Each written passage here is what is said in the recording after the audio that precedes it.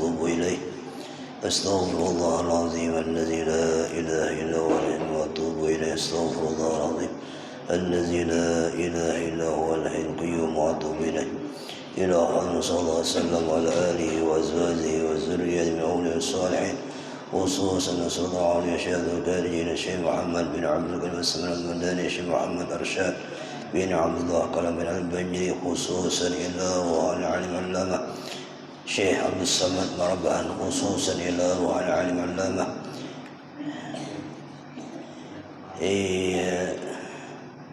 سعد تنيرا أن الله تغشى برحمه وأن يعلي درجة في الجنة ويفعل بأسرارهم وأنوارهم وعلومهم على فرحاتهم في الآخرة. على هذه السنة الفاتحة. الحمد لله رب العالمين. صلى الله عليه وسلم. أعوذ بالله من الشيطان الرجيم. بسم الله الرحمن الرحيم. الحمد لله الذي خص أولياءه بالكرامة وجعلهم خلفاء للنبي المبعوث بالرحمة والاستقامة. أشهد أن لا إله إلا الله وحده لا شريك له، شهادة تنجي قائلها يوم حسرة والندامة. وأشهد أن سيدنا محمد عبده ورسوله الشافع المشفع في أراس القيامة، وعلى آله وصحبه الذي فازوا بالسلامة. أما بعد. Alhamdulillah, kita panjatkan puji syukur kepada Allah Subhanahu wa taala. Di malam ini kita kadang membaca kitab, tetapi kita membaca riwayat hidup walinya Allah, yaitu Syekh Abdul Somad Marabahan. Karena ini bulan daripada haul Datuk Abdul Somad Marabahan. Disebut orang ialah Datuk Bakumpai, salah satu zuriyat Syekh Muhammad Arsyad Al-Banjari. Sidin wafat 13 Safar. Ini hidup berapa sudah? Hidup berapa? 14. Sudah malam kemarin haulnya. Datuk Abu Somad ini salah satu daripada cicit daripada Syekh Muhammad Arsyad Al-Banjari. Ada cicit, ada cucu sidin.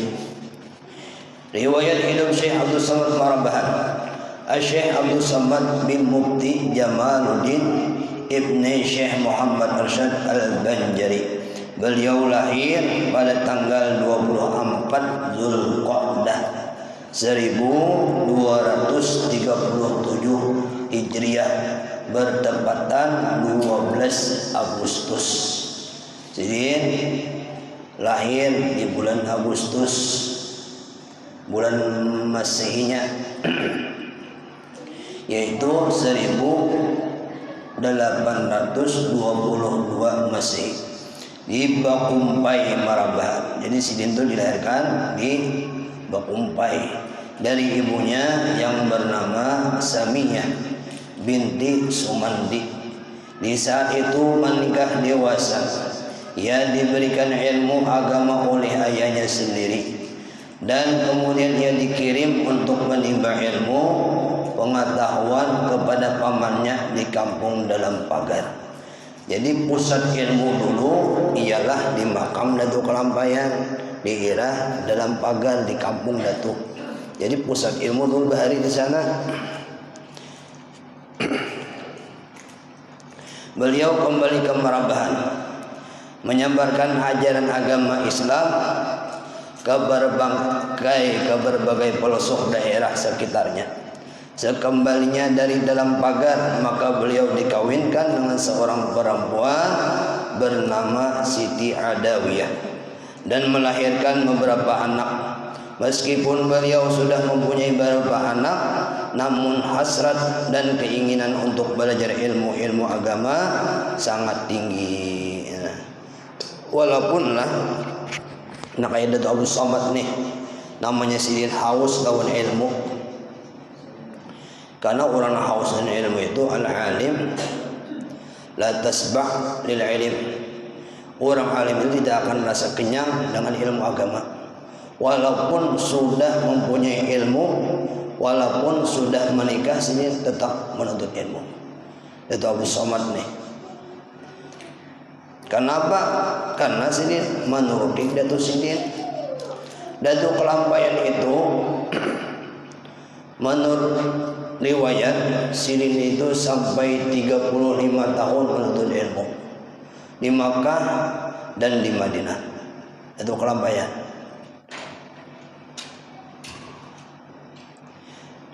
Menurun lawan cucu Sidin, lawan anak Sidin. Sehingga pergilah beliau ke tanah suci Makkah dan diikuti oleh seorang anak yang bernama Abdul Razak. Ada anak Sidin namanya Abdul Razak. Jadi pusat ilmu Bahari di Makkah sebelum dikuasai oleh aliran yang berbeda lawan kita. Dulu di Makkah Madinah itu Ahlus Sunnah wal Jamaah juga semuanya dulu. Tapi wah ini bercampur sudah. Dulu di Madinah itu baca maulid, di Makkah baca maulid, sampai-sampai di makamnya Sayyidah Khadijah itu kubah, ada kubah Bahari, ada kubah. Habis itu dikuasai orang ya dihancur. Jadi wah ini rata aja lagi di Makkah Madinah itu. Dibaki dulu kubah juga. Wah ini kan berubah lagi, dikuasai oleh orang sudah. Untuk menunaikan ibadah haji sekaligus bermukim di Makkah dan dalam rangka mewujudkan keinginan belajar dan mengaji serta memperdalam ilmu agama. Beliau belajar kepada guru-guru di tanah suci Makkah dengan tekun, rajin saya belajar. Orang Bahari lah.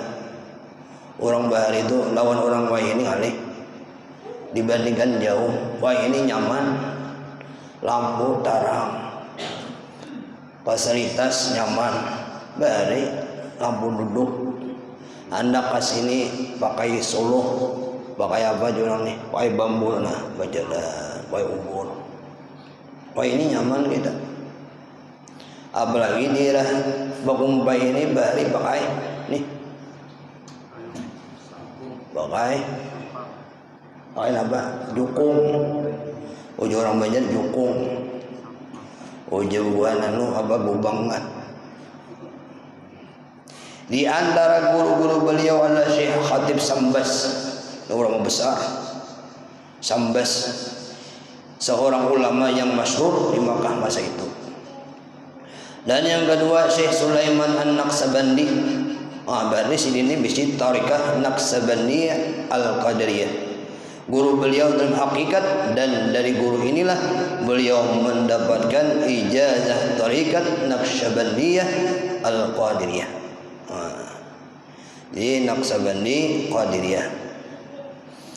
Dan yang ketiga guru Sidin Syekh Sulaiman bin Muhammad Sambawi, salah seorang mursyid murid Maulana Syekh Muhammad Saleh Rais Syafi'i.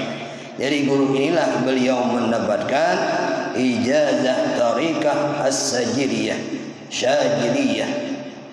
Jadi tarikat ini banyak. Jadi kita tuh perlu bisi ilmu tarikat.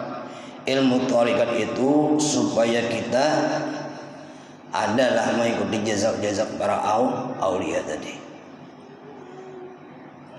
Zikir nafas, zikir hati, itu hubungan tarikat itu gitu. Setelah lebih kurang 8 tahun beliau mengaji di Makkah dalam berbagai bidang ilmu, maka beliau diizinkan, disuruh oleh guru-guru beliau untuk pulang kembali ke tanah air. Pengajian-pengajian yang beliau laksanakan di Marabahan baik didatangi, dihadiri oleh penuntut dari berbagai kampung, termasuk yang datang dari dalam pagar. Dulu sini mengaji dalam pagar, habis itu bukan dalam pagar mengaji lawan Datuk Marabahan, Datuk Bukumpai, Bahari. menunduk murid-murid yang datang dari jauh. Kemudian beliau bikin musalla dan tempat khalwat di belakang rumah beliau. Sekarang tempat itu menjadi kubah makamnya Datuk Marabahan tadi. Jadi pusat ilmu bahari di musalla Jurang Jawa Surau. Di Surau. Jadi hidup mulai bahari. Jadi mengaji itu di Surau dulu, di anak belajaran di musalla. Nah kayak Datuk Ismail Nagara. Datuk Ismail Nagara itu kayaknya guru bahir. Terus dia pengajian di Surau sana, di musalla. Ayahnya guru bahir, ayah berabai. Itu pengajian bahari di musalla, di Langgar. Nah.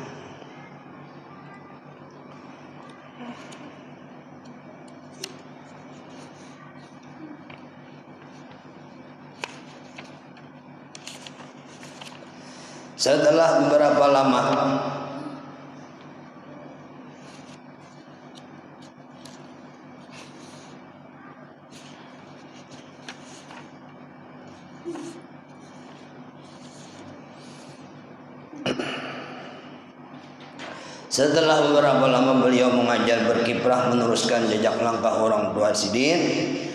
Beliau dalam berdakwah menyampaikan ajaran dan dari nenek beliau yaitu Datuk Muhammad Arsyad dalam berdakwah menyampaikan ajaran agama serta menetapkan keyakinan beragama dalam amaliyah sehari-hari. Akhirnya dalam usia 80 tahun beliau tempatnya pada malam Arba', malam ini nih, meninggal Senin 13 Safar 22 Juni beliau wafat dan dimakamkan di Marabahan, dan makamnya banyak dikunjungi orang dari berbagai daerah.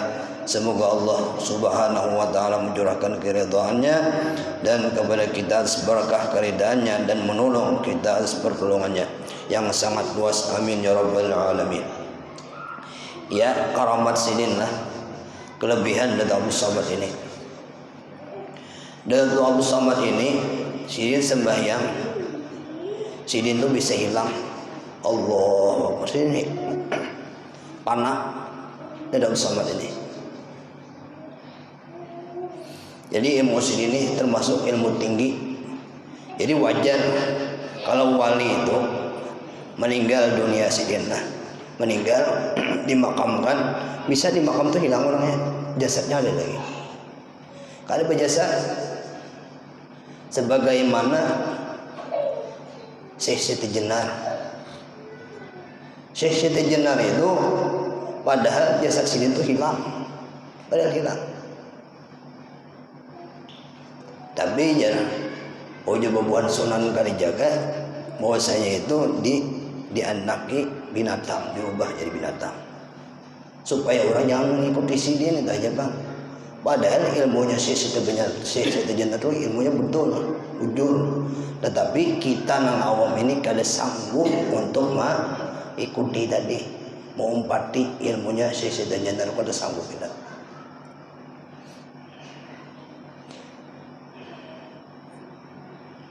Jadi ajaran Sidin itu kada salah.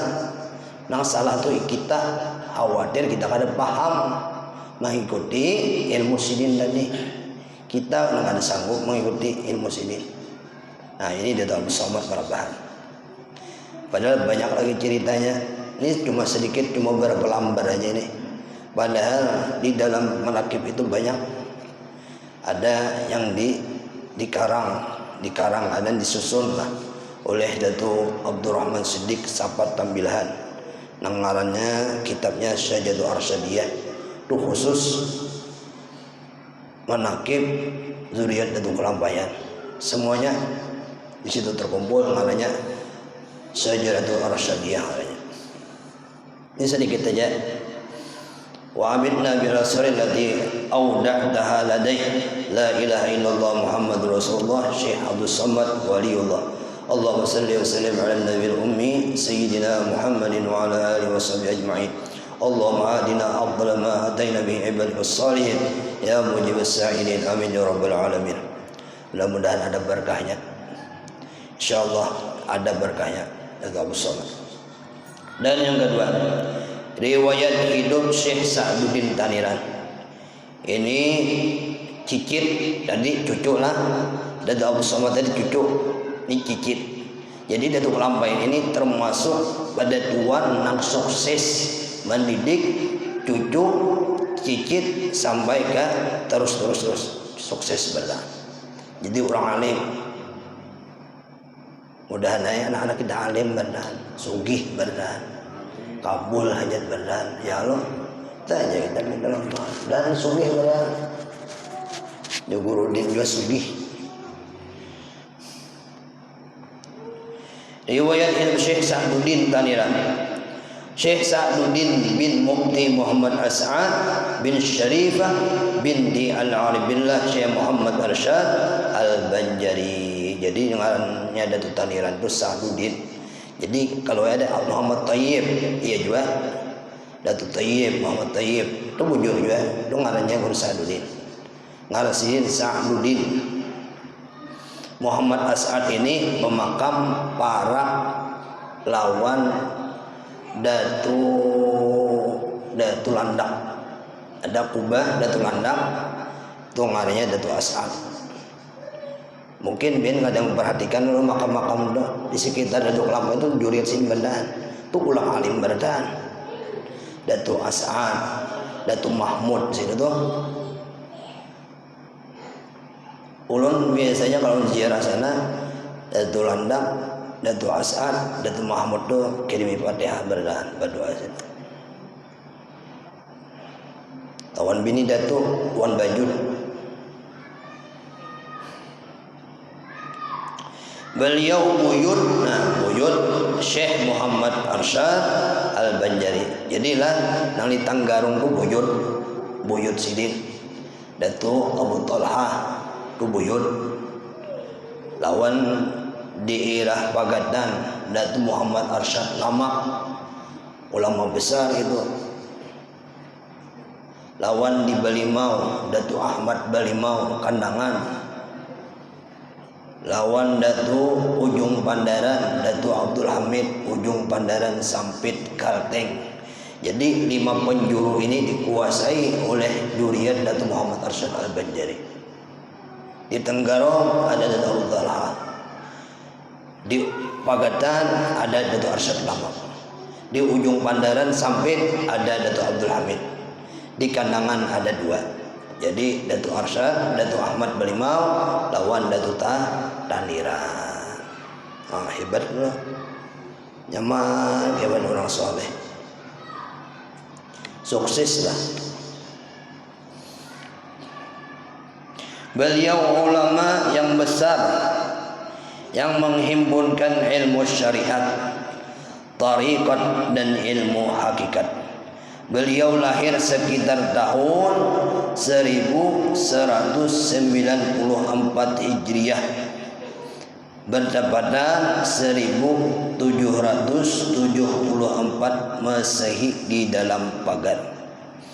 Dengan demikian usia beliau pada masa wafatnya Datu Muhammad Arsyad adalah umur 33 tahun. Berarti Sidin sempat bertemu dengan Datu Muhammad Arsyad Al-Banjari. Sawat bertamu Sidin, lawan Datu Sidin. Beliau selalu berkhidmat kepada kakaknya Syekh Mufti Muhammad Arsyad Pagatan. Ayo Datu Arsyad Lamak tadi. Itu gelarnya Datu Arsyad Lamak. Kalau pian ina Pagatan, tu ada makamnya Datu Arsyad Lamak. Gelar sing Lamak, emang Lamak bari. Sidin tu katuju berkhidmat tu menggenii, mengawani kakak. Bila Datu Arsyad Lamak dakwah ke sana, Datu Taniran datang membawakan kitabnya. Binti kitab, mengawani Sidin di mana ada kakak Sidin dakwah, disitulah Datu Taniran umpat sebagaimana sahabat Nabi. Kalau pada salah Anas bin Malik kan itu termasuk nang di mana Nabi di situ begana dakwahnya Rasulullah, di mana ya sahabat Nabi tadi. Kalau ada khilaf nama Sidin Anas bin Malik.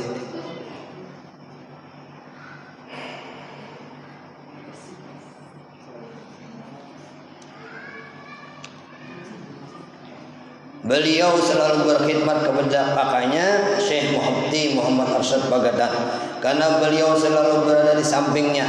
Kemana saja Syekh Muhammad Arsyad berdakwah, maka Syekh Sa'duddin selalu berada di samping kakaknya. Sejak kecil beliau sudah mendapat didikan agama dari ayah, datuknya, dan juga kakaknya. Sawat di sini mengaji lawan datuk Kelampayan.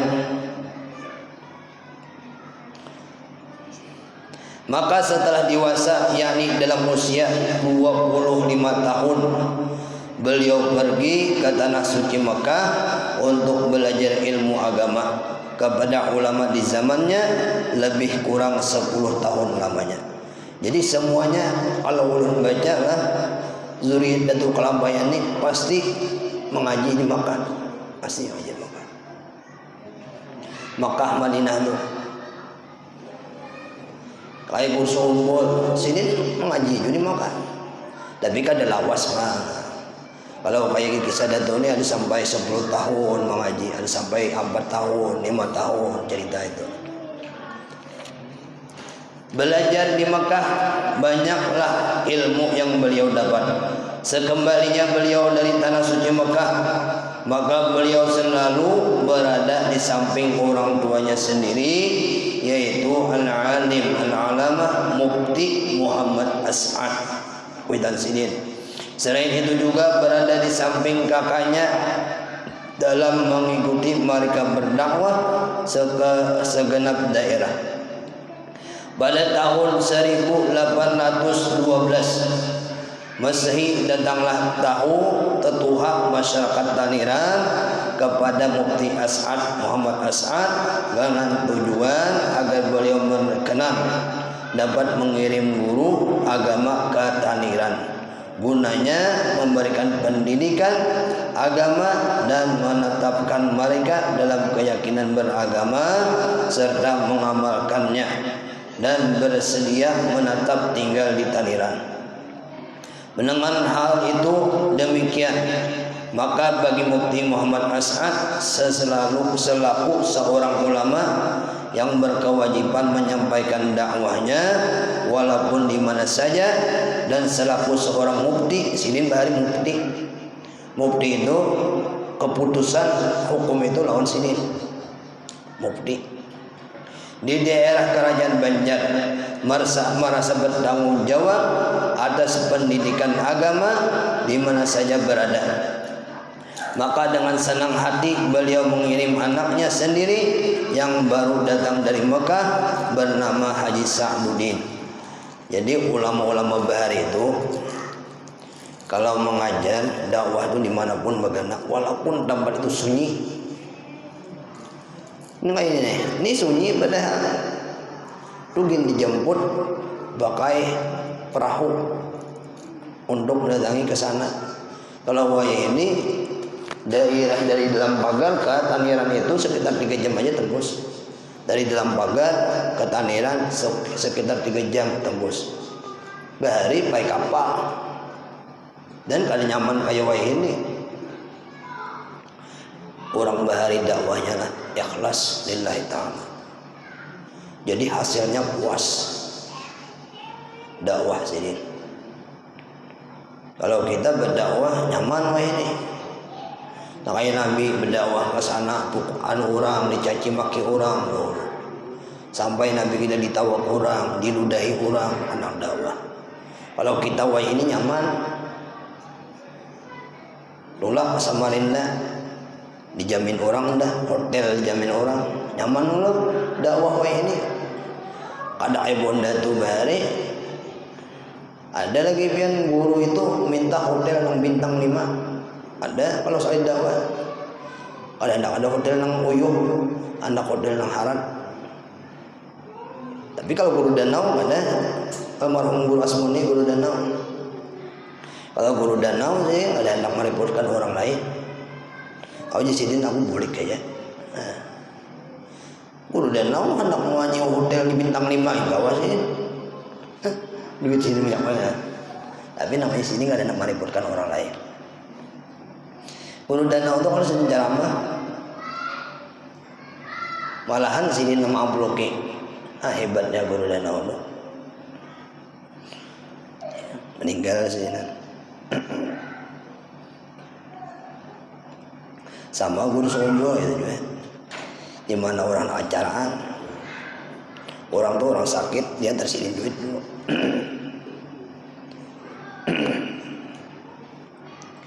Dulu pernah kejadian sama sombong tuh.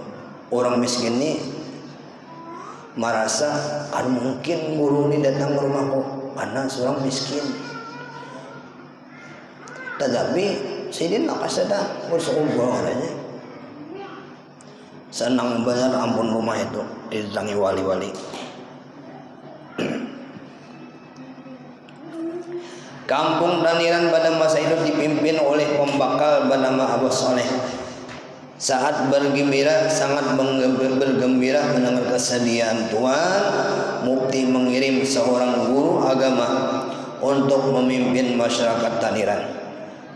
Penjemputan ke Martapura dilaksanakan dengan penggunaan perahu bagiwas namanya, yang khusus didatangkan dari Taniran melalui sungai negara lengkap dengan awak perahunya dan seorang juru mudinya, tukang mengayuh nih, yang bernama Susalum namanya, Susalum, orang Bahari Susalum.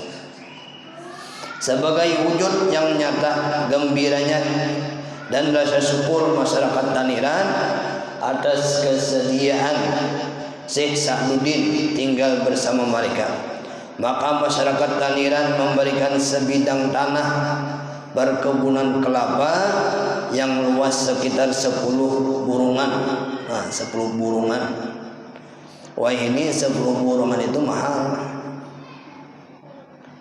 10 burungan luas, 10 burungan ini luas. Itu bahasa Banjar aja burungan itu. Kalau bahasa kita meter itu apa karanya? Itu bahasa sungai burungan. Kegunanya dapat dijadikan komplek kegiatan belajar dan mengajar dan perumahan beliau. Wah, berarti orang ini nang mewakafkan tanah ini pahalanya besar benar. Sampai wai ini nang dimakamkan Datu Taniran itu adalah tanah nang diberikan ini. Sampai wai tak pakai. Jadi almarhum nang mewakafkan tanah tadi sampai saat ini dikirim terus oleh pahala oleh Allah Taala. Kalau kawa bon pian lah. Kalau pian ada rezeki, pian bagusnya bisi tanah wakaf. Nah ini tanah wakaf ini mengalir terus pahalanya lawan almarhum nang kita wakafkan tadi. Kalau ada bisi duit, itu tabungan pian di akhirat nanti. Kalau kawa itu bisi wakaf tanah sampai hari kiamat pian jalan terus pahalanya.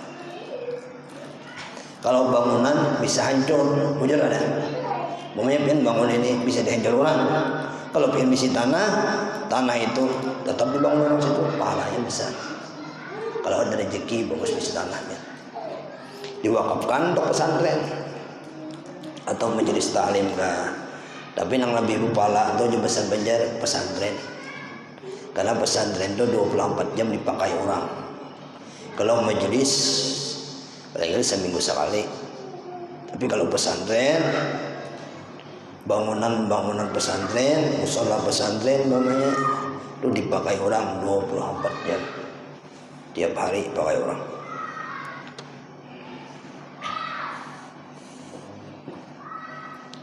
Beliau terkenal seorang ulama yang wara. Wara ini paham ya nah.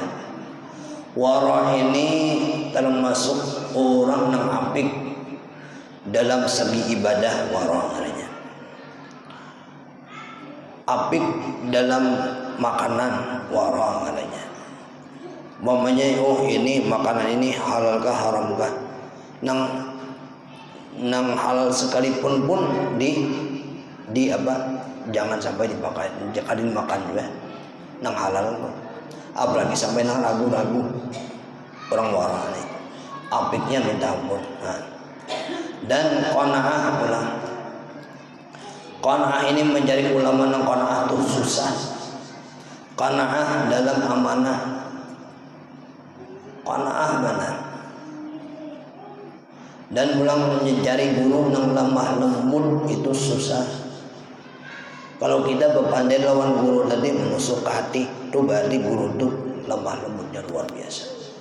Ya ada guru itu yang agak sedikit kasar berpandainya. Dia orang-orang lemah lembut kalau dia berpandai.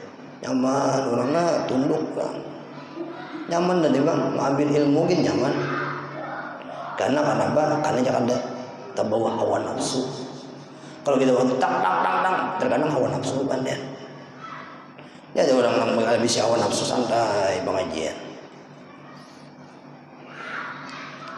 Lemah lembut orangnya. Ini taniran lah, taniran lemah lembut. Dan yang kalau bilang pemurah luar biasa. Pemurahnya luar biasa.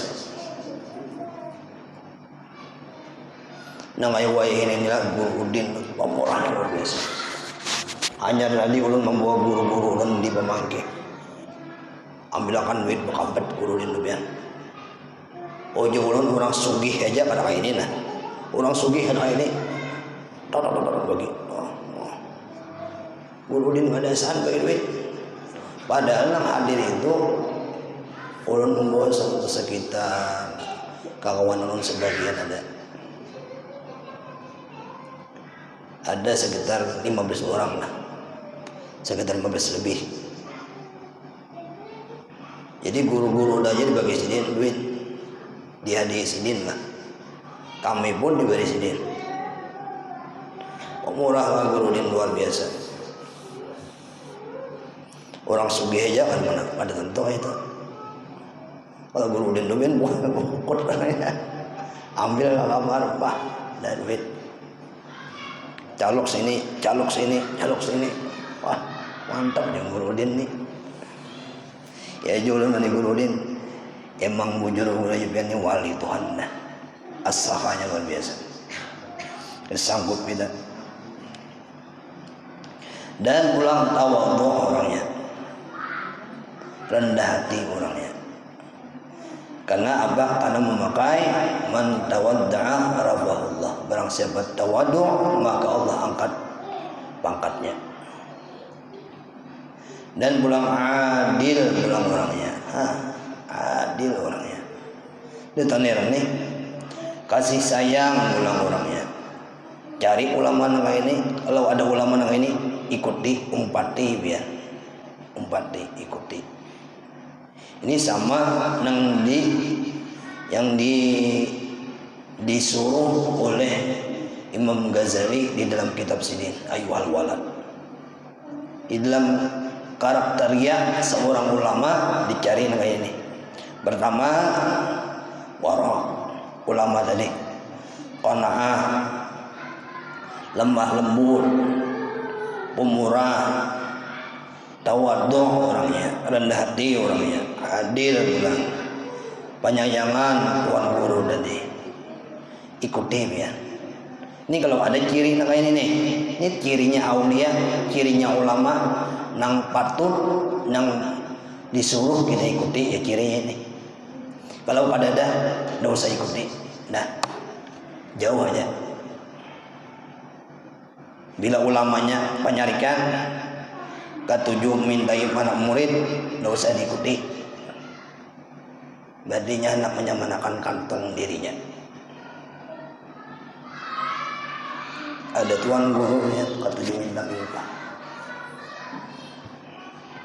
Enggak usah bersambatan ngaran dengan guru tuh ketujuh mintai. Sampai-sampai di tempat itu diambil orang. Yang ketujuh minta yang orang. Dan ketujuh minta orang sugih. Sampai-sampainya minta tukarakan bajunya di sinilah, toko inilah, harganya sekian. Nah dicari harganya harga mahal. Untung biar orang sugih. Haji Kambar, biar tahu Haji Kambar. Yang minta Haji Kambar. Ada gurunya. Minta Haji Kambar yang kisah juga. Bujur pang Haji Kambar berduit ya loh. Aduh sakit jadi kita. hendak minta umrah kan aja gambar marah mendengar ada orang sopan lah itu tuan guru atau minta sopan.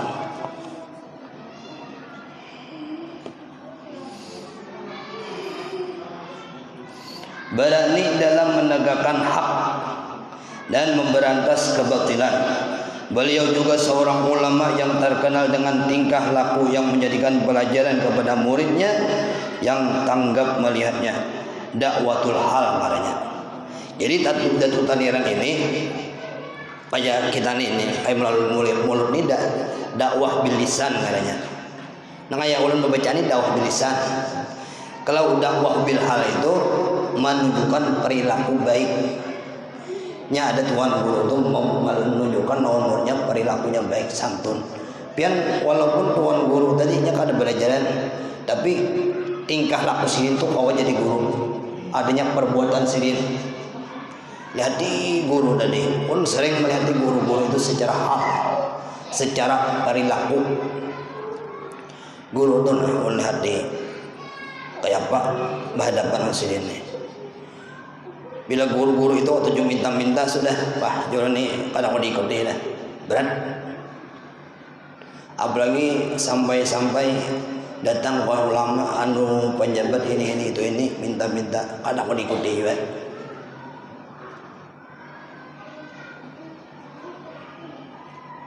Bila orang pun tawadu guru tadi rendah hati orangnya, dengan kanak-kanak lemah lembut, akhlaknya baik. Ikut dia.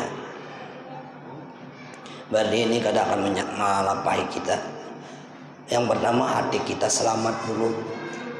Kita terkadang melihat guru naga ini hati kita bersangka terkadang. Bujur lah. Ulun aja pribadi bersangka terkadang. Ulun daripada ulun bersangka hati baik lebih jauh. Itulah guru ulun melajari. Kita ini ada usaha kita lihat perilakunya dulu. Nah kayak Nabi, dilihat udah sahabat perilaku Nabi itu kayak apa? Orang fakir kayak apa Nabi menghadapi orang fakir, menghadapi orang miskin kayak apa Nabi, menghadapi anak-anak kayak apa Nabi, dicatat oleh para sahabat itu tingkahnya Rasulullah. Kalau di segi pandiran semua orang harus ceramah. Kalau pandiran itu semua orang mungkin baca buku dah hafali hadisnya kawama menyebarkan. Tapi kalau tingkah laku ini ngalih dia. Guru tuh sudah nampak itu karakternya kada kau lagi dilepas susah. Mudahan paham ya. Jadi kadang protes lagi orang doa aja bang. Enak tuh protes orang. Ilmu seorang ada tahu. Dakwah bil hal namanya.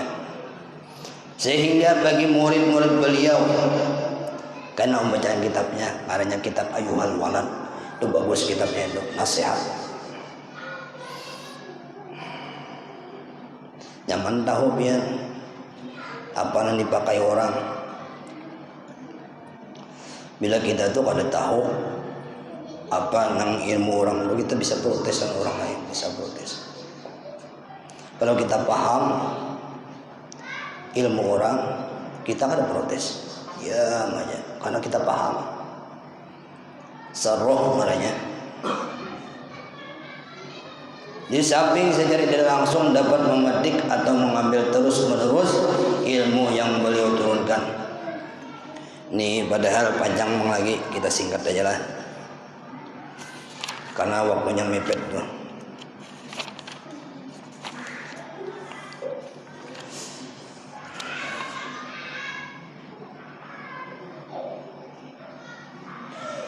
Syahadat bermula al-alim al-ulama Muhammad Tayyib maksudnya. Ia dari Sa'aduddin. Ini kemudian daripada wafatnya saudara Mufti Haji Muhammad Arsyad yang lazim tidak kembali lagi ke Madinah asal negerinya, melainkan ia istiqamah di dalam dua kampung Luk Bangkai, Amuntai dan Taniran Kandangan. dengan mengajar ilmu dan beramal dan berkhalwat, tidak menerima pangkat. Beliau dimakamkan di Taniran, Kabupaten Kandangan. Mudah-mudahan ada berkahnya. Mudah-mudahan kita yang mendengar pun kita mendapatkan sir berkah daripada wali-wali tersebut. Abil khusus berkahnya Rasulullah SAW. Karena kita bahasa. Padahal bagus baca manaqib aulia itu karena kita bisa mencontoh akhlak-akhlak sini. Bagus. Sebagai perempuan kita membaca manaqib Sayyidah Khadijah supaya kita menuruti akhlaknya Sayyidah Khadijah. Baca manaqib wali kita turuti akhlaknya, ya Allah, nyaman, bagus. Wallahu a'lam bissawab. Kita bertahlil sedikit.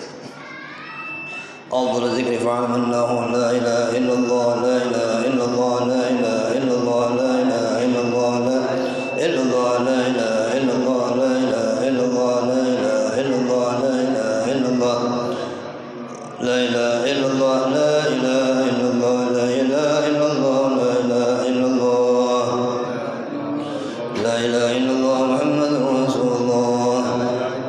Allahumma salli ala sayyidina Muhammad, Allahumma salli ala sallim, Allahumma salli ala sayyidina Muhammad ya Rabbi salli alaihi wa sallim.